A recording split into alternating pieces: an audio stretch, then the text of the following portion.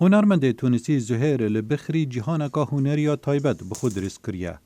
کو پارچن آسن زده و پاشماین کارگهان و آلاوین پیشسازیه دکتا کارن هنری. از پارچین پاشماین آسنی جهر جهکی کم دکم و کارن هنری جه درست دکم. دناف کارگهاویا بچوک دال تونسیا کو پرج آسن و کرستین آسنگریه پارچن هنری انگریدای به جهاناوی و درست دکه. تماشای وی همی پارچین آسنی بکه. کو از دکارم کارکی جه درست دکم گل هنده جی جینگه جی پیز دکه. اوه نزیکی دریای اولویره پارچین آلامنیومی هنه.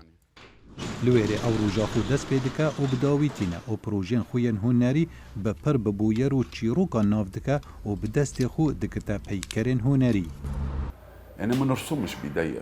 از نگار کشی دست خوناکم از با آسنی نگار کشی دکم از هزرین خوش و ناور ناگرم از چیروکن خلکی دکم پیکر البخری دبیجه او پارچه و پاشماین آسنی دگلوان چیروکان دکتا راستی که دبنه سنبلا خوشی و نخوشیان و حزو نبونه بشیوازین جدا.